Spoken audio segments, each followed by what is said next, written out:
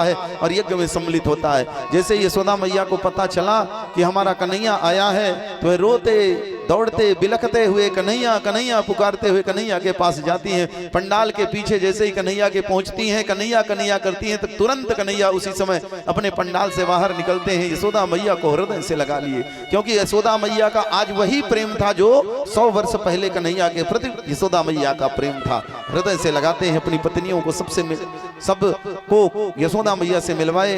यशोदा मैया ने सबको सुंदर आशीर्वाद दिया। उधर जैसे ही रुक्मिणी आदि रानियों को पता चला कि राधा रानी भी आई हैं, राधा रानी के विषय में वो सुनी हुई थी कि राधा रानी इतनी सुंदर है, इतनी सुंदर है कि संसार में उनसे जैसा सुंदर कोई है ही नहीं। तो उनके मन में थोड़ा सा जलन थी, राधा रानी का दर्शन करने का मन में इच्छा थी। जैसे ही राधा रानी का दर्शन करने के लिए जाती हैं तो राधा रानी की जहां पर सखियां खड़ी हुई थी प्रथम डेहली पर, तो वह भी इतनी सुंदर थी। रुक्मिणी आदि रानियों ने सोचा कि यही राधा रानी है। उन दासियों के चरणों में गिरकर प्रणाम करने लगी कि आप तो राधा रानी हैं, आपके ऊपर ना कोई श्रृंगार है तो भी इतनी सुंदर दिखाई देती हैं।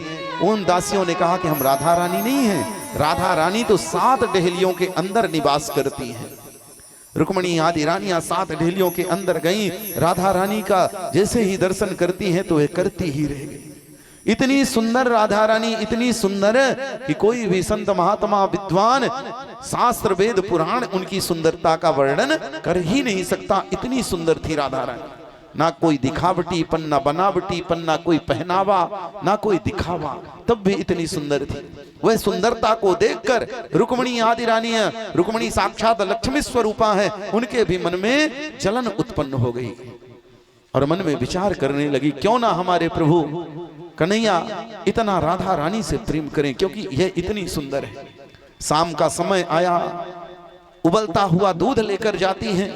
गर्म दूध था राधा रानी के लिए। राधा रानी को जैसे ही दूध देने लगी तो राधा रानी ने कहा कि जब से कन्हैया वृंदावन छोड़ कर गए हैं तब से हम दूध पीना बंद कर दी, हम दूध नहीं पीती हैं। रुक्मिणी आदि रानियों ने कहा यह तो कन्हैया ही आपके लिए भिजवाए हैं। उसी समय राधा रानी उस उबलते हुए दूध को लेती हैं, बिना विचार किए हुए एक सांस में उस दूध का वह पान कर गए।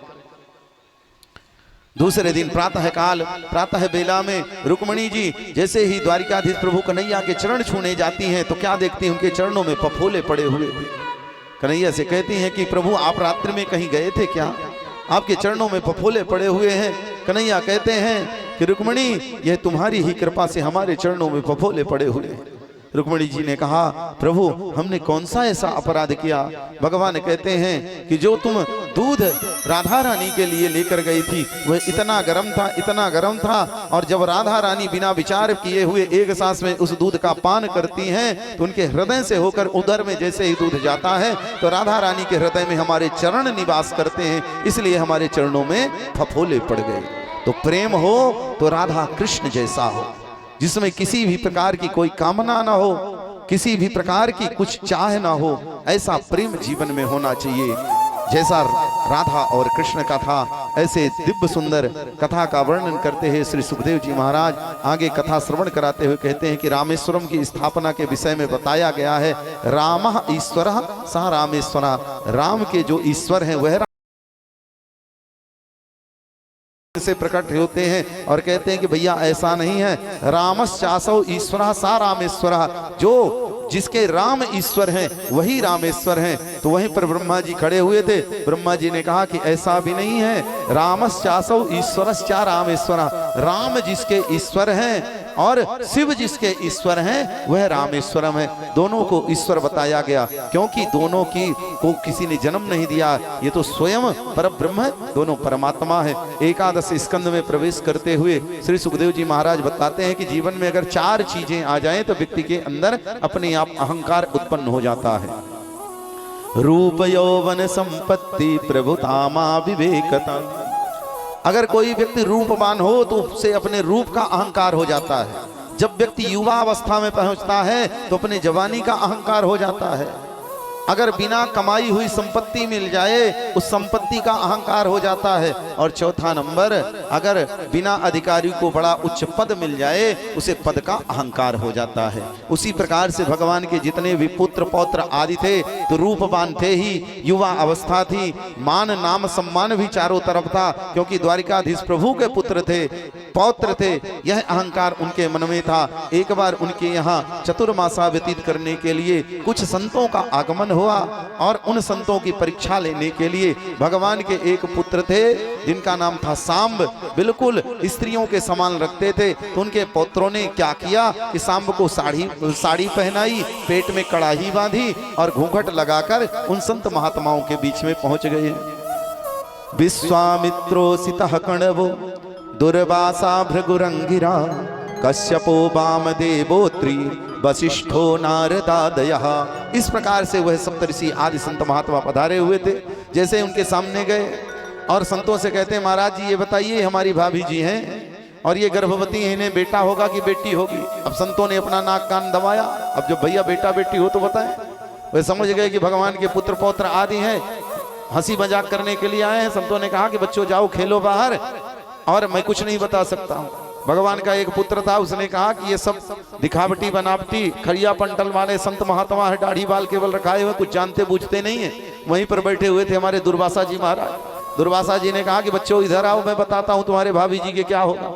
दुर्वासा जी ने अपने नेत्रों को बंद किया और नेत्र खोलकर कहते हैं कि तुम्हारे भाभी के ना बेटा होगा ना बेटी होगी, तुम्हारे भाभी के पेट से एक मूसल होगा जो तुम्हारे कुल के विनाश का आगे चल के कारण बनेगा।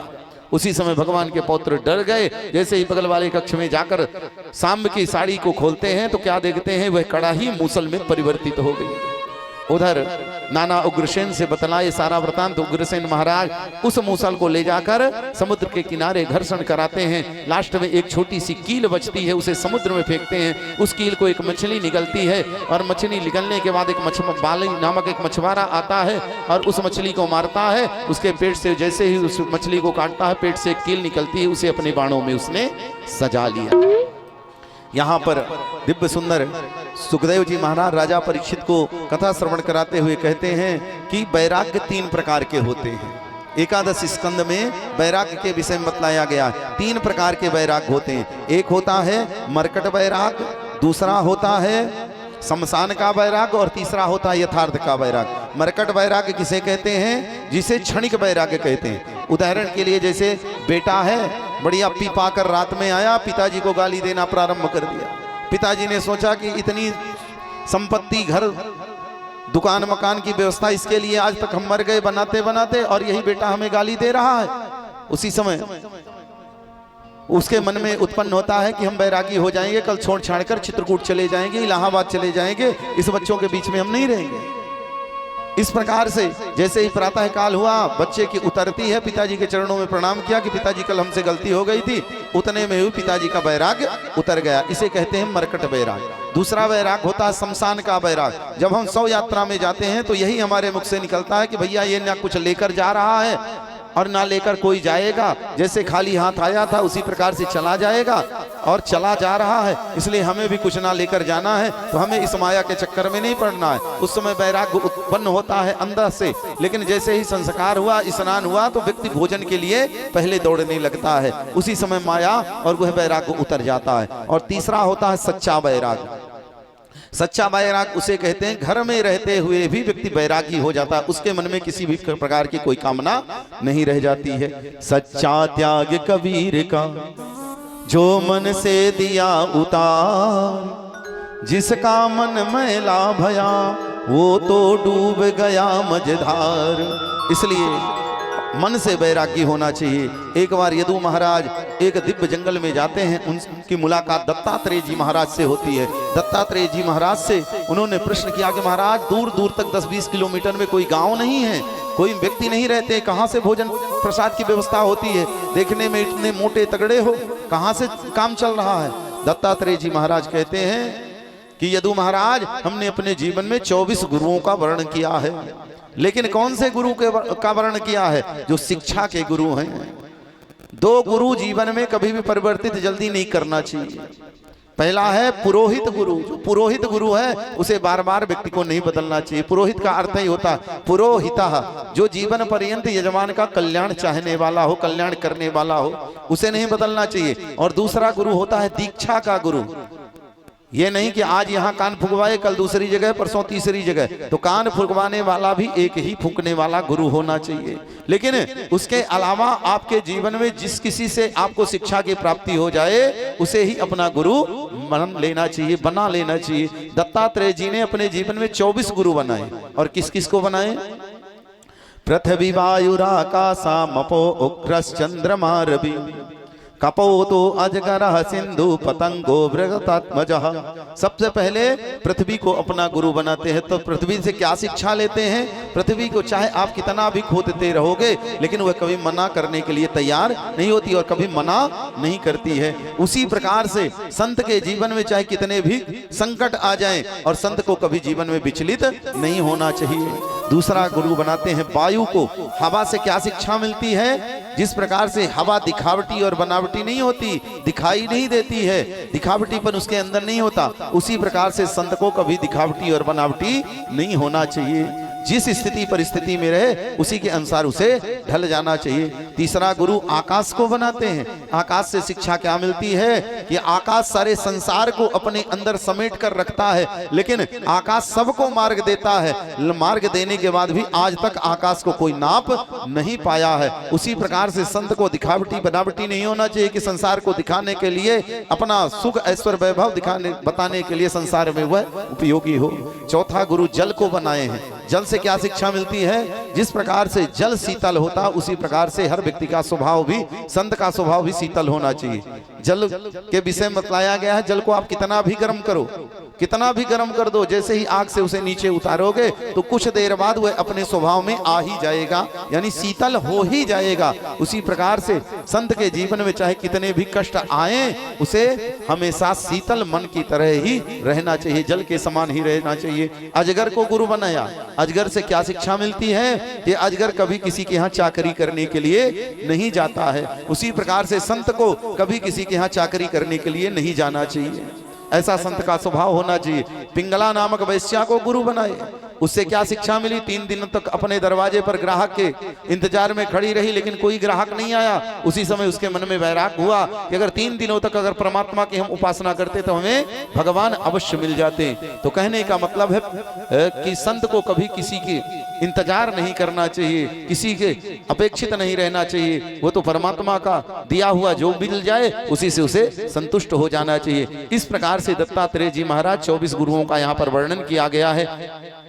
आगे चल के जितने भी भगवान के भाई बंधु यदुवंशी थे आपस में लड़ना झगड़ना शुरू कर दिए।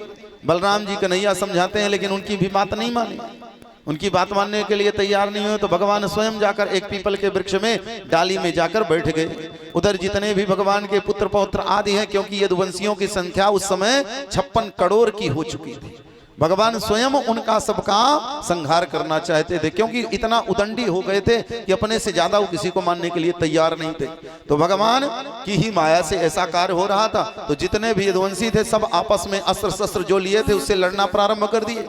जब अस्त्र शस्त्र समाप्त हो गया तो जो मूसल का घर्षण उन्होंने समुद्र के किनारे किया था उससे एरा नामक घास उत्पन्न हुई थी। एरा नामक घास बड़ी तीखी होती है, वह शरीर को इतना ज्यादा कष्ट घाव पहुंचाने वाली होती है कि मृत्यु तक पहुंचा देती है। उसी प्रकार से एरा नामक घास उत्पन्न हुई थी। जितने भी यदुवंशी थे सब उसी को उखाड़ कर एक दूसरे को मारना प्रारंभ कर दिए। केवल 10-20 मात्र यदुवंशी बचे हुए थे द्वारिका में। इधर भगवान एक पैर को दूसरे पैर से टांग कर पीपल के डाली पर एक पैर को नीचे किए हुए बैठे हुए थे। उसी समय बाली नामक बहेलिया आता है, भगवान के चरणों को अंगूठे को देखता है तो ऐसा चमक रहा था अंगूठा जैसे हिरण का नेत्र हो। उसी समय वह निशाना साधता है और वही बाण आकर भगवान के चरणों में लगती है। भगवान उस डाली के नीचे गिरते हैं और वह बाली नामक बहेलिया आता है और कहता है कि प्रभु हमसे अनर्थ हो गया, बहुत बड़ी गलती हो गई, आप हमें क्षमा कर दीजिएगा। भगवान ने कहा यह तुम्हारे पूर्व जन्म का जो हमारे ऊपर कर्ज लदा हुआ था आज उतर गया है, तुम यहाँ से अब चले जाओ और स्वर्ग तुम्हें प्राप्त होगा। यह मत सोचना कि नर्क की प्राप्ति होगी, तुम्हें स्वर्ग की प्राप्ति होगी। बाली नामक बहेलिया वहां से गया। उसी समय अर्जुन आ गए। अर्जुन ने कहा कि प्रभु आपके साथ ऐसा किसने किया, मैं उसे छोड़ूंगा नहीं, मैं मृत्यु दंड दे दूंगा। भगवान ने कहा अर्जुन अब हमारे जाने का समय आ चुका है, तो तुम एक काम करो, अगर हमसे इतना ही प्रेम करते हो तो द्वारिका चले जाओ, द्वारिका में जितनी भी हमारी पत्नियां हैं उन्हें लेकर श्रीधाम वृंदावन चले जाओ, जो जिससे कि वह राधा रानी का आश्रय लेंगी, सत्संग करेंगी, उनका कल्याण हो जाएगा, क्योंकि हमारे जाने के बाद उसी क्षण द्वारिका जलमग्न हो जाएगी। अर्जुन को अपने गांडीव का अहंकार था, तो गांडीव के सहारे वह भगवान की 16,108 पत्नियों को लेते हैं। जैसे ही आगे बढ़ते हैं तो भगवान स्वयं बहेलिया का रूप धारण करते हैं और बहेलिया का रूप धारण करते हुए अपनी पत्नियों को छुड़ाते हैं और अर्जुन का गांडीव धरा का धरा रह गया। भगवान ये बतलाना चाहते हैं कि जब तक हम हैं अर्जुन तब तक तुम्हारा गांडीव है, तब तक तुम हो, अगर हम नहीं तो इस संसार में कुछ भी नहीं है। और वहीं से हरण करके लेकर सूक्ष्म रूप से श्रीधाम वृंदावन चले गए। इधर भगवान का जो सारथी दारुक था वह आता है, कन्हैया के चरणों में निवेदन करता है कि प्रभु हम आपको वैद्य के पास ले चलते हैं, दवाई करवाएंगे, हम आपको छोड़कर नहीं जाएंगे। भगवान ने कहा दारुक से कि दारुक आज तक हमने तुम्हें अपना सारथी नहीं माना, अपना मित्र माना, अपना भाई माना, अगर तुम करना ही चाहते हो यहाँ से द्वारिका चले जाओ, जितने भी 10-20 यदुवंशी बचे हुए उन्हें ले जाकर मथुरा में शिफ्ट कर दो, जिससे कि यदुवंश आगे चलता रहे और जैसे ही हम यहाँ से जाएंगे उसी समय द्वारिका जलमग्न हो जाएगी। दारुक गए, जितने भी 10-20 बचे हुए थे यदुवंशी उन्हें लेकर मथुरा चले गए और इधर भगवान के जाने का समय आ गया। तीनों लोक के देवी देवता इंतजार कर रहे हैं कि भगवान हमारे लोक से आएंगे, भगवान हमारे लोक से आएंगे, लेकिन भगवान किसी के लोक में नहीं गए। भगवान के शरीर से एक दिव्य ज्योति निकलती है, भगवान की 3 परिक्रमा लगाई और लगाने के बाद जाकर श्रीमद् भागवत महापुराण में वह समाहित हो गई। इसीलिए भागवत जो है ना कोई वेद है, ना शास्त्र है, ना पुराण है, ना कोई ग्रंथ है, ना कोई पोथी पुस्तक है, भागवत साक्षात भगवान श्री कृष्ण का ही स्वरूप है। इसलिए भागवत की पूजा करनी चाहिए, अर्चना वंदना करते अपने जीवन को धन्य बनाना चाहिए। भगवान के जाते ही कलयुग का आगमन हो गया। कलयुग के विषय में बताया गया है, कलयुग केवल नाम आधारा, सुमिर सुमिर नर उतर ही पारा। कलयुग में केवल परमात्मा का नाम ही सर्वोत्तम माना गया है। इधर कलयुग का जैसे ही आगमन हुआ, कलयुग में 3 चीजों की बढ़ोतरी होगी, झूठ, झूठ और लूट। जो अधिक से अधिक लूट लेगा वह सबसे बड़ा धनाढ्य होगा, जो अधिक से अधिक झूठ बोल लेगा वही सबसे बड़ा सत्यवादी होगा, और जो एक दूसरे के साथ थाली में खा लेगा उससे बड़ा कोई संसार में हितैषी हो ही नहीं सकता। ये तीनों चीजें अब हम सब लोगों के सामने। कलयुग की आयु कितनी है? 4,32,000। 4,32,000 व्यतीत कितना हुआ कलयुग? अब केवल 56-57 वर्ष व्यतीत हुआ है। 56-57 वर्ष व्यतीत हुआ। अब आगे चल के लास्ट में यहाँ पर बताया गया भागवत जी में कि कलयुग का जब अंतिम चरण चलेगा, चौथा चरण चलेगा, मात्र 8,000 वर्ष बाकी रहेंगे, उसी समय कल्कि भगवान का उत्तर प्रदेश में आगमन होगा और सबका वह संहार कर देंगे। लेकिन उस समय जो आयु होगी मनुष्य की मात्र 8 वर्ष की होगी। 8 वर्ष की आयु में दादा दादी, नाना नानी आदि वह व्यक्ति बन जाएगा। ऐसी आयु होगी। जो चकौड़े का पेड़ होता, चकौड़ा समझते हैं ना, छोटा सा, वही सबसे बड़ा आम जैसे वृक्ष आदि वह दिखाई देगा। और इस प्रकार से व्यक्ति मनुष्य के मतलब की लंबाई चौड़ाई ऊंचाई हो जाएगी। ऐसा विषय यहाँ पर भागवत जी में बतलाया गया है। अब यहाँ पर सुखदेव जी महाराज राजा परीक्षित से कहते हैं कि राजन, तुमने हमसे हजारों प्रश्न किए, लेकिन मैं तुमसे एक प्रश्न करना चाहता हूँ। परीक्षित ने कहा कि गुरुदेव आप हमसे प्रश्न करेंगे, हम बात समझे नहीं। सुखदेव जी ने कहा कि नहीं राजन, मैं अब केवल एक ही प्रश्न करूंगा। सुखदेव जी कहते हैं राजा परीक्षित से कि राजन ये बताओ, क्या तुम अब मरोगे? राजा परीक्षित ने कहा कि गुरुदेव, मरता तो ये शरीर है, आत्मा कभी मरती ही नहीं। इस शरीर के मोह को तो हमने पहले ही त्याग दिया है, अब हमारी मृत्यु नहीं होगी, हम तो भगवान के चरणों में अपने आप लीन हो चुके हैं। वहीं से श्री सुखदेव जी महाराज का राजा परीक्षित पूजन करते हैं, वंदन करते हैं और यहीं से सुखदेव जी महाराज अंतर ध्यान हो गए, वहां से निकल गए। इधर जन्मेजय जो राजा परीक्षित का बड़ा वाला पुत्र था, तो वह सुरक्षा व्यवस्था लगा दिया, 10,000 सैनिकों को सामने लगा दिया और सैनिकों को लगाने के बाद कि तक्षकनाग आज आएगा।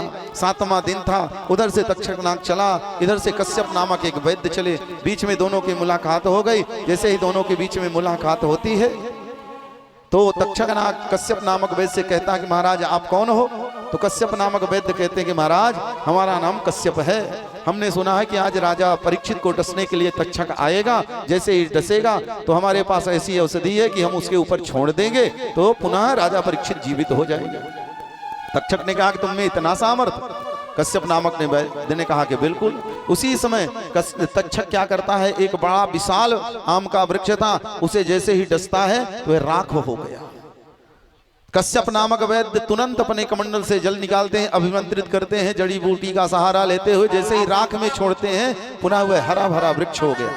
तक्षक समझ गया कि यह पुनः जीवित कर देंगे राजा परीक्षित को। अगर जीवित कर देंगे तो आज के बाद कोई ब्राह्मण संतों की वाणी पर विश्वास नहीं करेगा, क्योंकि वेद हमारा शास्त्र कहता है वृथा न होए देव ऋषिवाणी, इसके लिए भगवान स्वयं अवतरित हो जाते हैं जिससे इनके जीवन में किसी भी प्रकार से आंच ना आने पाए। इसलिए कश्यपन नामक वैद्य को तक्षक बहुत सारी धन संपत्ति वहीं से देकर लौटा दिया। जैसे ही बहुत सारी 10,000 सैनिक लगे हुए थे, व्यवस्था थी, लेकिन सूक्ष्म रूप धारण करके वह तक्षक आया, राजा परीक्षित के सामने विशाल रूप धारण करता है, राजा परीक्षित को डसता है। उसी समय राजा परीक्षित की मृत्यु हो गई।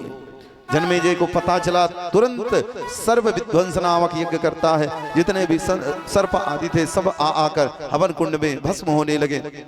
ब्राह्मणों से पूछता है महाराज ये बताओ तक्षक कहाँ है? ब्राह्मणों ने कहा कि वह स्वर्ग में जाकर इंद्रासन पर लिपटा हुआ है।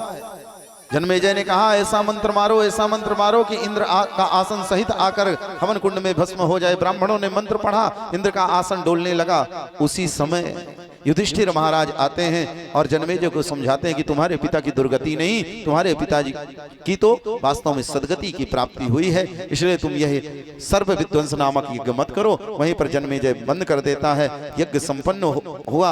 अपने पिता का संस्कार आदि करने के बाद श्री सुखदेव जी महाराज यहाँ पर सौनकादिक 88,000 ऋषियों को श्री सूत जी महाराज इस प्रकार से भागवत की कथा श्रवण कराते हुए कहते हैं कि वेदों पुराणों शास्त्रों में सर्वोत्तम कोई अगर वेद पुराण शास्त्र है वह श्रीमद् भागवत महापुराण, इससे बड़ा ना कोई पुराण है, ना वेद है, ना शास्त्र है। इसलिए भागवत की कथा श्रवण करते हुए अपने जीवन में को धन्य बनाना चाहिए, अपने जीवन में उतारना चाहिए। आइए हम सब लोग भी भागवत के दिव्य सुंदर अंतिम श्लोक को श्रवण करते हुए संपूर्ण भागवत की कथा श्लोक को श्रवण करने का फल प्राप्त करते हैं। सब लोग अपने अपने आसन पर बैठ जाएं। बोलिए वृंदावन बिहारी लाल की, श्रीमद् भागवत महापुराण की जय, सप्ताह ज्ञान महायज्ञ की जय हो। यह अंतिम श्लोक है, इसे सबको श्रवण करना है, सबको बोलना है। सब लोग शांतिपूर्वक, भैया ये बाद में करिएगा, 10 मिनट रुक लीजिए, ठीक है ना। तो कहने का मतलब है कि यह अंतिम श्लोक सब लोग बोलेंगे, क्योंकि हम चाहते हैं सबको सुंदर भागवत का फल प्राप्त हो। कहते हैं ना अंत भला सो सब भला, अंते मति सागति, अंतिम में जिसकी जैसी मति होती है उसकी वही गति होती है। तो सबकी परमात्मा की सबके ऊपर कृपा हो, इसी भाव के साथ सब लोग हाथ जोड़कर परमात्मा के चरणों में निवेदन करते हुए इस अंतिम श्लोक का उच्चारण करेंगे। यहां से हम करेंगे और नीचे से आप लोग भी करेंगे। बोलिए श्रीमद् भागवत महापुराण की जय हो। नाम संकीर्तनम यस्या, नाम संकीर्तनम यस्या, सर्व पाप प्रणाशनम, सर्व पाप प्रणाशनम, प्रणामो दुख समनस, प्रणामो दुख शमनस, तम नमामि हरिम परम, तम नमामि हरिम परम। और छोटे छोटे टुकड़े में बोलते हैं। बोलिए ओम ओम नाम नाम संकीर्तनम कीर्तनम यस्य यस्य सर्व सर्व पाप पाप प्रणाशनम प्रणाशनम, प्रणामो प्रणामो दुख दुख समनस शमनस, तम तम नमामि नमामि हरिम हरिम परम परम। ओम ओम हरये नमः नमः, ओम हरये नमः, ओम हरये नमः, ओम हरये नमः, ओम हरये नमः। बोलिए श्रीमद् भागवत महापुराण की जय, सप्ताह ज्ञान महायज्ञ की जय, वृंदावन बिहारी लाल की जय, राधा रानी सरकार की जय, गुरुदेव भगवान की जय हो, पवन सुत हनुमान की जय हो, सत्य सनातन धर्म की जय हो, जय जय श्री राधे श्याम। आज 7 दिनों से हम सब लोग भगवत कृपा प्राप्त कर रहे हैं। इन 7 दिनों में अगर बोलते हुए, क्योंकि आदमी 3 घंटे 4 घंटे बोलता है, तो अगर कुछ मुख से अपशब्द निकल गए हों, ऐसी वाणी निकल गई हो जो आप लोगों को अच्छी ना लगी हो, तो उसे अपने जीवन में मत उतारिएगा। अगर 7 दिनों में आपको कुछ अच्छा लगा हो, कोई भी कथा कोई भी शब्द जीवन में उतारने योग्य हो, तो यहाँ से अवश्य लेकर जाइएगा। क्योंकि वो आदमी बोलते बोलते कुछ ऐसा बोल जाता है कि जो सामने वाले को अच्छा नहीं लगता है। तो इसलिए इस व्यासपीठ से मैं आप सब लोगों से यही निवेदन करूंगा, अगर कुछ अच्छा मिला हो, लगा हो, तो ही लेकर जाइएगा। हमसे अगर कोई गलती हो गई हो, कोई अपराध हो गया हो, तो इसलिए हम यहीं से आप लोगों से क्षमा मांगते हैं। क्योंकि हम व्यासपीठ पर बैठे हैं तो हम तो चौकीदार हुए, आप लोग जमीन पर बैठे हैं तो आप तो जमींदार हुए ना। तो आप बड़े हैं, सब लोग सुबुद्ध हैं, जानकार हैं, सब लोग सत्संग में लगे रहते हैं। तो हम कन्हैया से यही बारंबार निवेदन करेंगे कि हे कन्हैया, सबके जीवन में इसी प्रकार से सुख, समृद्धि, शांति, इतना सुख भरना, इतना आनंद भरना कि जीवन में आप लोगों के किसी भी प्रकार की कोई कमी ना आने पाए।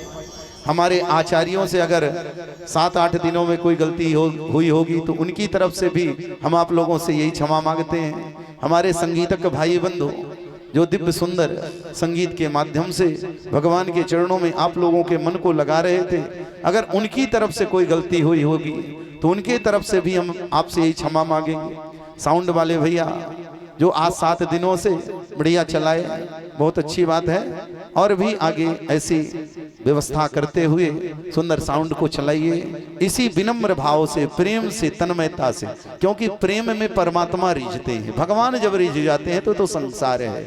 उसी प्रेम भाव से YouTube के माध्यम से जो बहुत सारे लोग हमसे जुड़े हुए हैं और यहाँ से देश विदेशों तक लोग जुड़े हुए हैं, तो YouTube के माध्यम से हमारे राम भैया जो हमारे प्रिय हैं और सागर से आते हैं, हमारी कहीं भी कथा होती है, YouTube वाले बहुत लोग मिले, अपने क्षेत्र के भी मिले, अपने जन भी मिले, लेकिन जब से हमारी पहली कथा से और आज तक आपके माध्यम से, आपके द्वारा ही यह YouTube के माध्यम से प्रसारित होता है चैनल, तो राम भैया को भी बार बार साधुवाद, धन्यवाद। किसी प्रकार से आज ने जाना था और हमने कहा भी था कि 6:45 बजे हम आपको छोड़ देंगे, लेकिन समय ज़्यादा हो गया, इसलिए राम भैया बुरा मत मानिएगा। ये सोचिएगा कि भगवान की कथा है, आगे भगवत कृपा से आपकी व्यवस्था कराई जाएगी, पहुंचाया जाएगा आपको।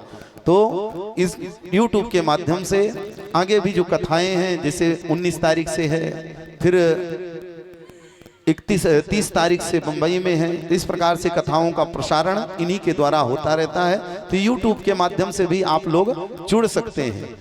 हमारा नाम है धीरेन्द्र शास्त्री जी रीवा, क्योंकि अगर धीरेन्द्र शास्त्री जी मात्र लिखोगे तो बागेश्वर बाबा की तो दिव्य अहद की कृपा ही है, चारों तरफ उन्हीं का नाम है। यहाँ से देश विदेश कहीं भी चले जाओ, लेकिन हम तो उनके दास से भी दास हैं, क्योंकि उनके जैसे तो बन नहीं सकते हैं, लेकिन भगवान की जैसी भी जो भी कृपा।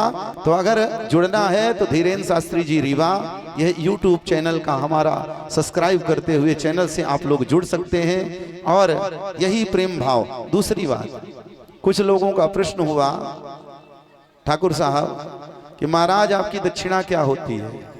तो हमने जीवन में एक संकल्प लिया है, कभी किसी से मांगते नहीं।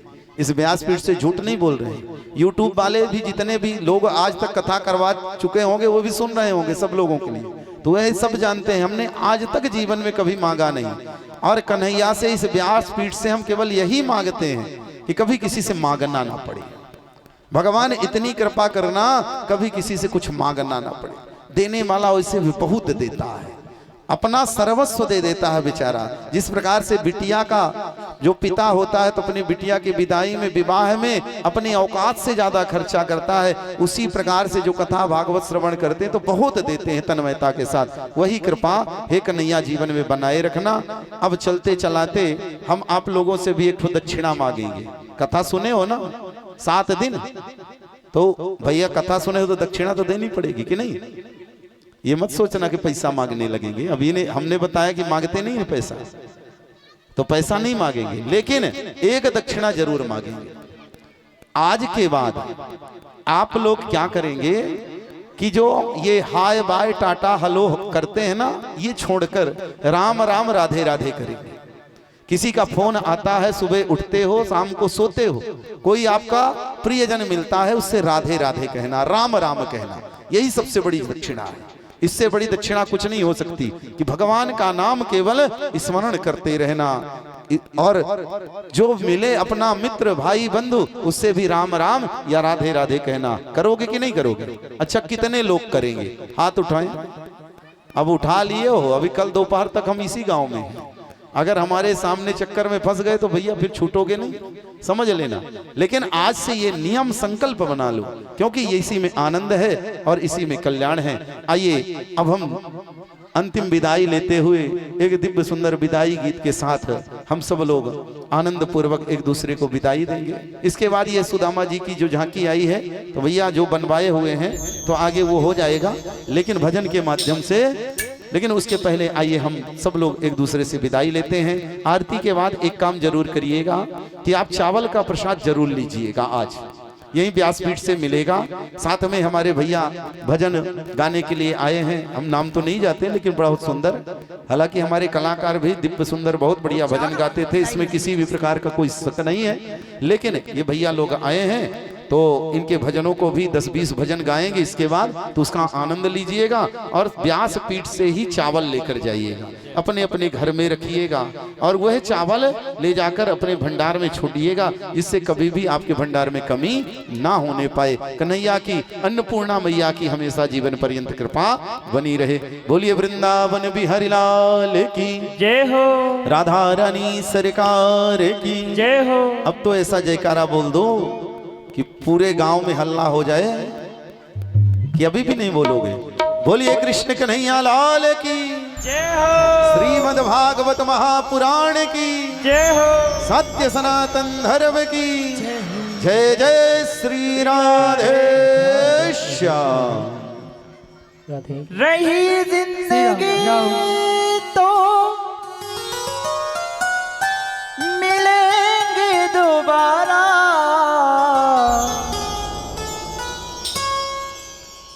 मिलन आज तक था हमारा तुम्हारा।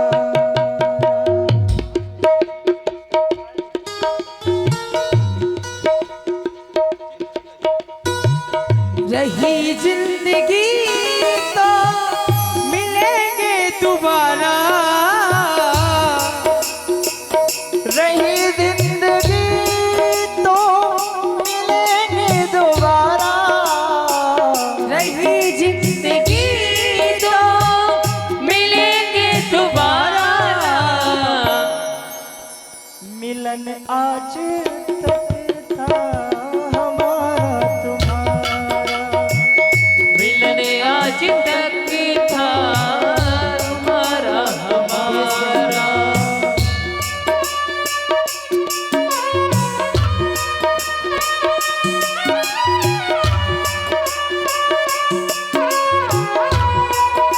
मीठी मीठी तालियां आप लोग बजाते रहिए।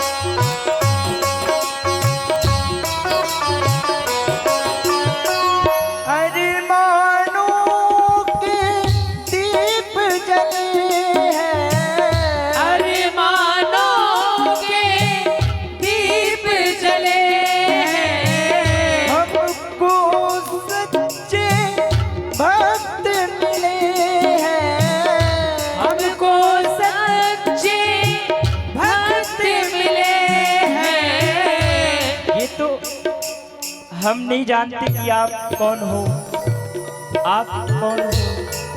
श्री राम। हम तो बस ये जानते हैं कि हम यहाँ कथा करने आए हैं। और भगवान की भी महिमा देखो, हमारे सामने जो विराजमान है ये भी दिव्य कलाकार है। और हमारे गुरुदेव भगवान जो आप सभी को अमृतमयी वाणी से अमृतमयी कथा का रसोसाधन करा रहे हैं। हमको ये नहीं पता है, हम तो बस ये जानते हैं कि राम कौन है और राम का गुण हमको गाना है, बस हम इतना जानते हैं।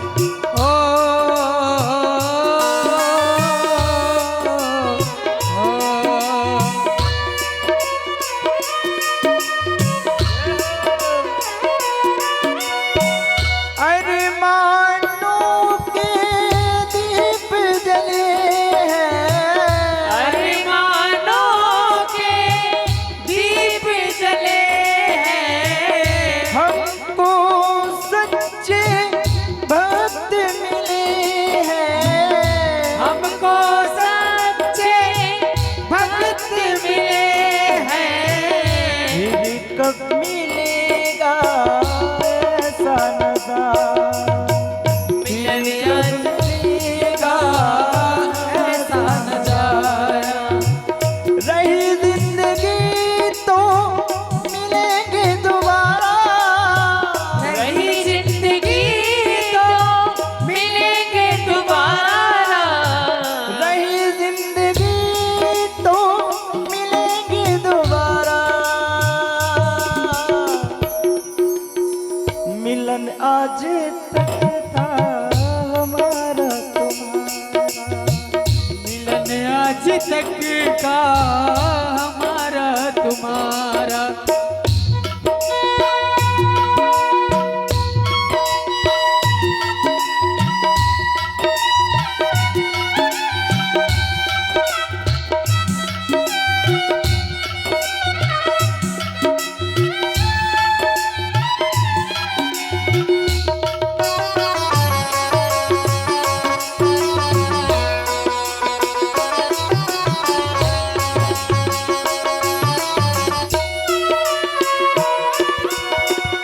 सब भक्तों से मेरा कहना, सब भक्तों से मेरा कहना, भूल चूक की माफी देना, भूल चूक की माफी देना।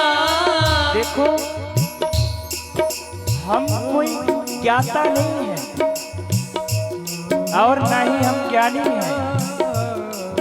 हम तो बस इस गांव में पले हुए, ज्यादा दूर हमारा गांव नहीं है, पंसोकर की है। हम आपके बालक भाई जो आप समझो वो हैं।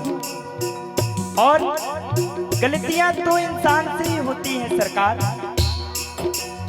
फिर हम तो तुच्छ प्राणी इस कथा में, इस अमृतमयी धारा में हमसे, हमारे कलाकारों से, हमारे ब्राह्मण जनों से, हमारे साउंड वाले भैया से, देखिए आंखें हैं चारों तरफ घूमती हैं सरकार। यदि जो भी गलतियां हुई हो तो अपना बालक, अपना छोटा भाई, अपना छोटा सा बच्चा समझ के माफी करिए, क्योंकि हम कोई कलाकार नहीं है। कलाकार अगर होते तो मुंबई में रहते, यहाँ क्यों आते, इंडियन आइडल में रहते। इसलिए कहना क्या है हमारा, सब भक्तों से मेरा कहना, सब भक्तों से मेरा है कहना, भूल चूक की माफी देना, भूल चूक की माफी देना। तुमसे बिछुड़ना, तुमसे बिछुड़ना ना हमको गवा, तुमसे बिछुड़ना हमको गवारा। इन्हें 7 दिनों में आप लोगों ने ऐसा प्रेम दिया है, ऐसा प्रेम दिया है,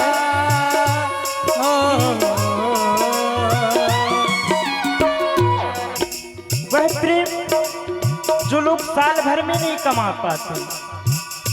राम जी के आशीर्वाद से हमको वो प्रेम 7 दिन में मिल गया। देखिए, आदमी जिस घर में रहता है, जिस घर की खाता है, वहां से आत्मिक लगाव हो जाता है। यदि हम यहाँ से कल जाएंगे तो कहीं ना कहीं हमको वो याद आता रहेगा आप लोगों के साथ रहना। इसलिए कहते हैं क्या,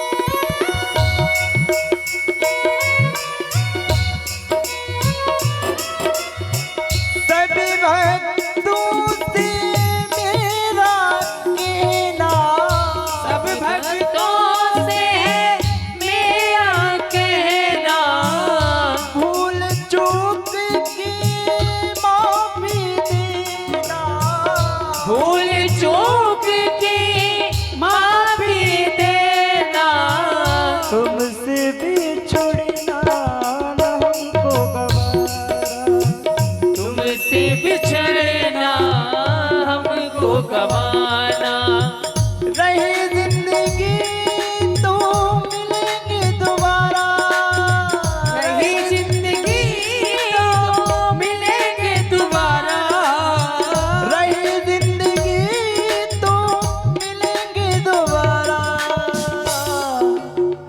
मिलन आज तक था हमारा तुम्हारा, मिलन आज तक था तुम्हारा हमारा, जा रहे हो तो जाओ ब्रज छोड़कर, सबसे मुख मोड़कर, प्रेम ब्रज सा कन्हैया नहीं पाओगे, नहीं पाओगे, जा रहे हो तो जाओ ब्रज छोड़कर, जगते छोड़कर, प्रेम ब्रज सा कन्हैया ना पाओगे। आओ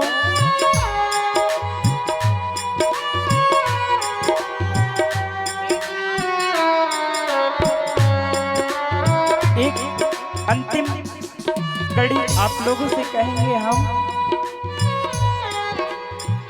कथा श्रवण को भूल न जाना, कथा प्रसंग को भूल न जाना, कथा श्रवण को भूल न जाना, कथा श्रवण को भूल न जाना, प्रभु चरणों में ध्यान लगाना, प्रभु चरणों में ध्यान लगाना, प्रभु चरणों में ध्यान लगाना, प्रभु चरणों में ध्यान लगाना, इसी से बनेगा मुकद्दर तुम्हारा, इसी से बनेगा मुकद्दर हमारा, रही जिंदगी तो मिलेंगे दोबारा, रही जिंदगी तो मिलेगी दोबारा, रही जिंदगी तो मिलेंगे दोबारा।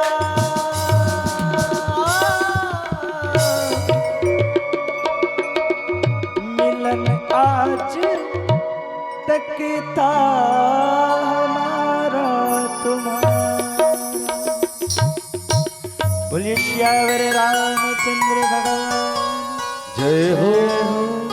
अब सब लोग अपने अपने स्थान पर खड़े हो जाएंगे, भगवान की आरती होगी। आरती के बाद फिर दिव्य सुंदर भजनों को श्रवण करेंगे आप लोग, लेकिन हमारे कलाकार भैया लोग आए हैं तो बढ़िया भजन सुनाएंगे, तो इसलिए सब लोग खड़े हो जाएं, आरती करेंगे भगवान की। भगवान की आरती में सब लोग सम्मिलित होंगे बड़े प्रेम से, भाव से, तन्मयता के साथ। आज कथा विश्राम दिवस की आरती है। विश्राम दिवस की आरती में सब लोग सम्मिलित होंगे।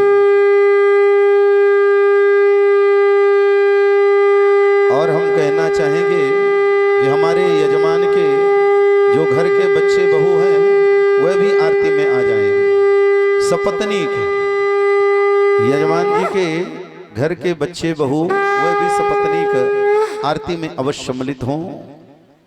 नाती पोता, क्योंकि अंत भला सो सब भला, आज विश्राम दिवस की आरती में वह भी सम्मिलित होते अपने जीवन को धन्य बनाए।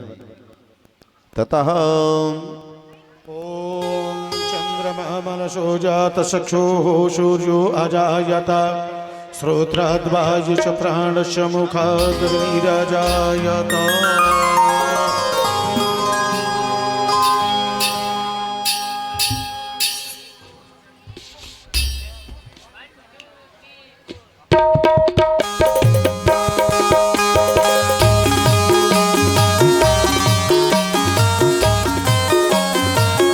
आप लोग तालियों की सेवा करते रहिए। भूल गए हैं क्या? हाथ ऊपर करो।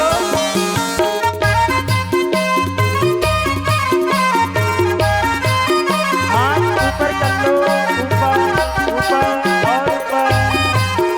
श्री भागवत भगवान की है आरती, पापियों को पाप से है तारती। श्री भागवत भगवान की है आरती, पापियों को पाप से है तारती। श्री भागवत भगवान की है आरती, पापियों को पाप से है तारती। से भागवत भगवान की है आरती, पापियों को पाप से है तारती।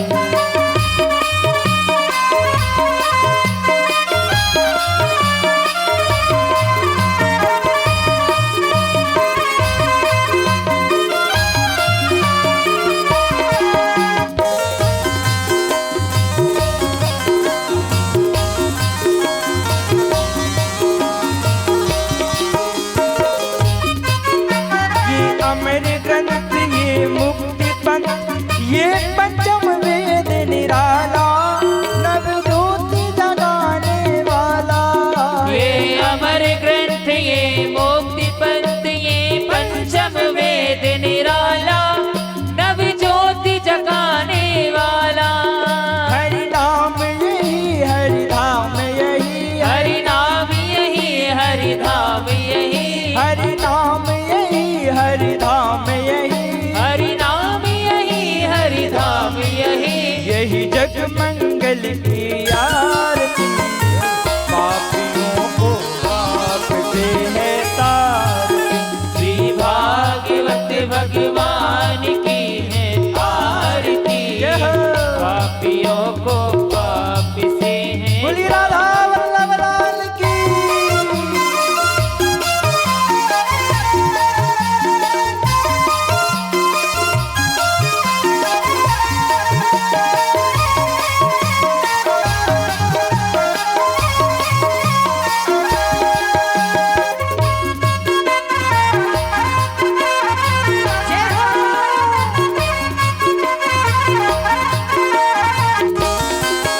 ये शांति गीत पावन पुनीत, पापों को मिटाने वाला, हरि दर्श कराने वाला। ये शांति गीत पावन पुनीत, पापों को मिटाने वाला, हरि दर्श कराने वाला। यह सुख करनी, यह दुख हरनी, ये सुख करनी, ये दुख हरनी, यह सुख करनी, यह दुख हरनी, ये यह सुख करनी, ये दुख हरनी। श्री मधुसूदन की आरती, पापियों को पाप से है तारती। श्री भागवत भगवान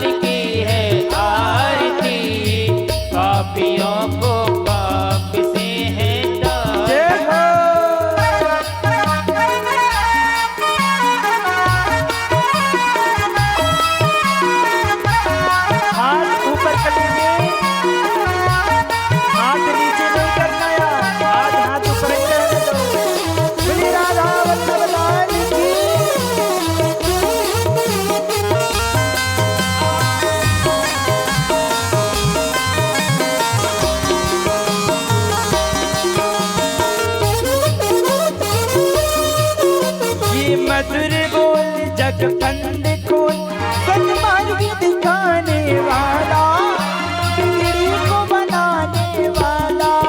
हे मधुर बोल जग फंद खोल, सन्मार्ग बताने वाला, बिगड़ी को बनाने वाला। श्री राम यही घनश्याम यही, श्री राम यही घनश्याम यही, मेरे राम यही मेरे श्याम यही, मेरे राम यही घनश्याम यही। प्रभु की महिमा की आरती, पापियों को पाप से हटाए। श्री भागवत भगवान की है आरती, पापियों को पाप से है तार। श्री भागवत भगवान की है आरती, पापियों को पाप से है तारती।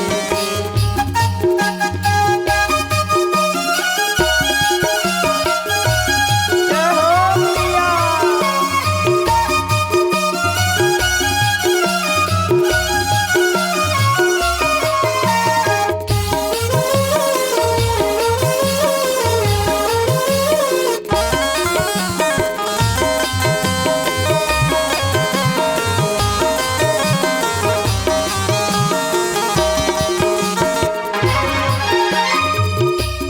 आरती हो रही रे माई तुर ध्वजा लहरा। आरती हो रही रे माई तोरी ध्वजा लाल लहराए। आरती हो रही रे माई तुर ध्वजा लाल लहराए। आरती हो रही रे माई तोरी ध्वजा लाल लहराए। ध्वजा लाल लहराए ओ मैया तुरी ध्वजा लाल लहराए। आरती हो रही रे माई तुर ध्वजा लाल लहराए। आरती हो रही रे माई तोरी ध्वजा लाल लहराए।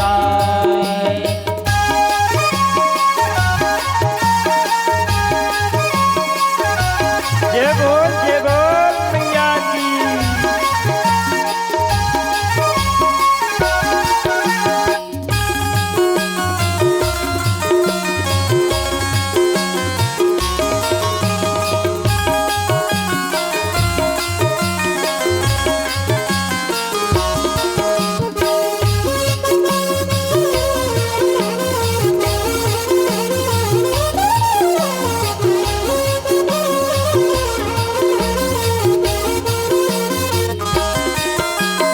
मैहर वाली मात भवानी, ओ मैहर वाली मात भवानी, शारद सब सुखियन की खानी। शारद सब सुखियन की खानी। ओ मैहर वाली मात भवानी, मैहर वाली मात भवानी, शारद सब सुखियन की खानी। शारद सब सुखियन की खानी।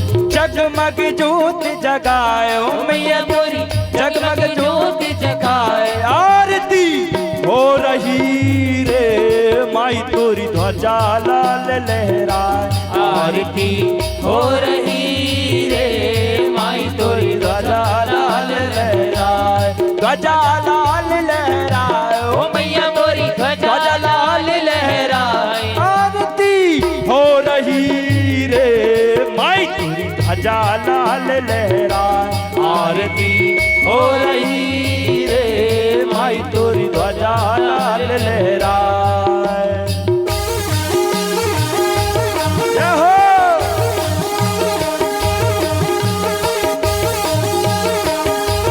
तालियां बजाइए आप लोग।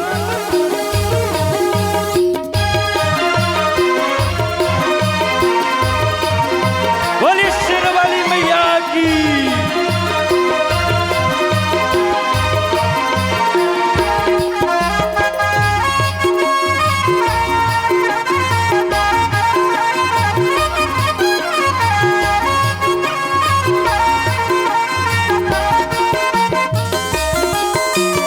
पर्वत ऊपर बनो दिवाला, पर्वत ऊपर बनो दिवाला, पर्वत सुंदर बनो दिवाला, पर्वत ऊंचो बनो दिवाला, उज्ज्वल नैनम तेज निराला, उज्ज्वल नयनम तेज निराला, उज्ज्वल नैनम तेज निराला। उज्ज्वल नयनम तेज निराला। ओ पंडा ओ में लगाए, ओ मैया तोरी पंडा ओ में लगाए, आरती हो रही रे माई तोरी ध्वजा लाल लहराए, आरती हो रही रे माई तोरी ध्वजा लाल लहराए, ध्वजा लाल लहराए, ओ मैया तोरी ध्वजा लाल लहराए, आरती हो रही रे माई तोरी ध्वजा लाल लहराए, आरती हो रही रे माई तोरी ध्वजा लाल लहराए। जय हो मैया की।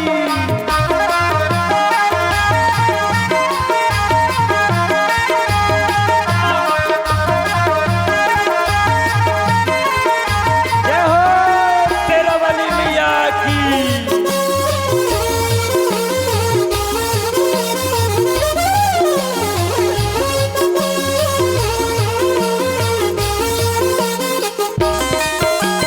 फूलन बरसा देव करत है, फूलन बरसा देव करत हैं, फूलन बरसा देव करत है, फूलन बरसा देव करत हैं, सुर नर मुनि सब ध्यान धरत है, सुर नर मुनि सब ध्यान धरत हैं, सुर नर मुनि सब ध्यान धरत है, सुर नर मुनि सब ध्यान धरत हैं। हनुमत शंख बजाए, ओ मैया तोरी हनुमत शंख बजाए, आरती हो रही रे माई तोरी ध्वजा लाल लहराए, आरती हो रही रे माई तोरी ध्वजा लाल लहराए, ध्वजा लाल लहराए, ओ मैया तोरी ध्वजा लाल लहराए, आरती हो रही रे माई तोरी ध्वजा लाल लहराए, आरती हो रही रे माई तोरी ध्वजा लाल लहराए,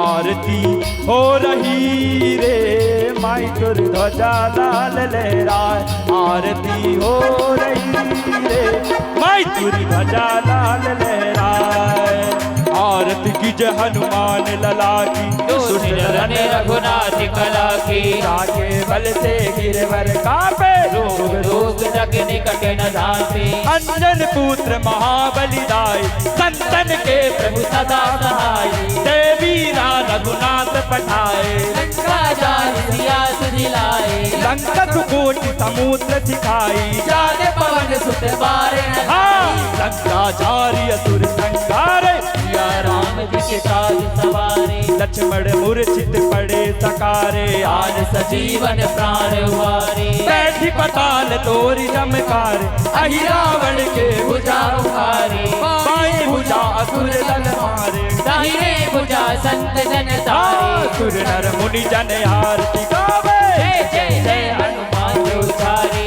कंचन धार कपूर लौटाई, आरती करत अंजना माई, जो हनुमान जी की आरती गावे, बस बैकुंठ परम पद पावे, लंका विध्वंस कीन रघुराए, तुलसीदास स्वामी कीरत गाए, आरती की जय हनुमान लला की, दुष्ट दलन रघुनाथ कला की, आरती की जय हनुमान लला की, दुष्ट दलन रघुनाथ कला की, कर्पूर गौरम करुणावतार, संसार सारम भुजगेंद्र हारम, सदाव संतम हृदयारि विन्दे, भवं भवानी सहितं नमामि, मंदार माला कलिताल काए, कपाल मालांगित सुंदराय, दिगंबराय च दिगंबराय, नमः शिवाय नमः शिवाय, त्वमेव माता च पिता त्वमेव बंधु सखा त्वमेव त्वमेव विद्या द्रवणं त्वमेव, त्वमेव सर्वं मम देव देव, गुरुर्ब्रह्मा गुरुर्विष्णु गुरुर्देवो महेश्वरा, गुरुर् साक्षात् परं ब्रह्म, तस्मै श्री गुरुवे नमः, तस्मै श्री गुरुवे नमः, तस्मै श्री गुरुवे नमः, तस्मै श्री गुरुवे नमः, तस्मै श्री गुरुवे नमः। नटखट बनते वाले गोकुल के राजा, मेरी अखियां तरस गई अब तो आजा, नटखट बंसी वाले गोकुल के राजा, तेरी अखियां तरस रही अब तो आजा। आप लोगों के हाथ दर्द करने लगे हैं क्या? नहीं दर्द करते हो तो बताओ। आप लोगों के हाथ दर्द कर रहे हैं, हमारा गला दर्द नहीं कर रहा है ना। आप लोगों के हाथ दर्द नहीं करने चाहिए क्योंकि आज अंतिम दिवस है। किसी का हाथ नीचे नहीं रहना चाहिए, जानते हो ना। खड़े कर लो, उठा लो दोनों हाथ। अरे उठा लो, क्या शर्म यार, जिसके शर्म उसको फूटो करम। उठा लो दोनों हाथ। क्या कहना है? नटखट बनते वाले गोकुल के राजा, तेरी अखियां तरस गई अब तो आजा। नटखट बंसी वाले गोकुल के राजा, तेरी अखियां तरस रही अब तो आजा। नटखट धनुआ वाले अवधपुर के राजा, तेरी अखियां तरस गई अब तो आजा। नटखट धनुआ वाले अवधपुर के राजा, तेरी अखियां तरस रही अब तो आजा। आजा नंदलाल तरस रहे नैना, आजा नंदलाल तरस रहे नैना, आजा मोरे राम तरस रहे नैना, आजा मोरे राम तरस रहे नैना। वो तरस रहे नैना, तरस रहे नैना, तरस रहे नैना, बरस रहे नैना, तरस रहे नैना, बरस रहे नैना।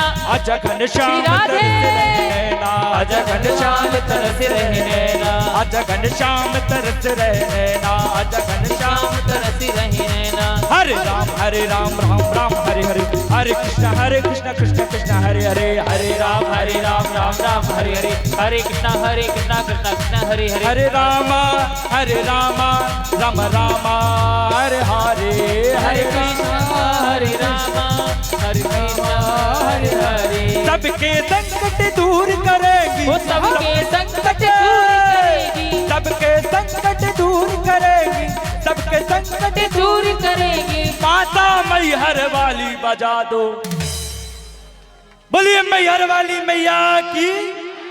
क्या बात है, आज मेरी माता रानी का जयकारा जो हो रहा है ना। अच्छा एक खास बात मैं कहीं नहीं बताता हूँ पर आज बता रहा हूँ कि जब भी मैं कुछ भजन गाने को बैठता हूँ, माता रानी का नाम अगर मेरे जुबान पर आता है तो माता रानी जरूर आती है। तो एक बार जोर से जयकारा लगाइए, बोलिए शेरों वाली मैया की जय हो।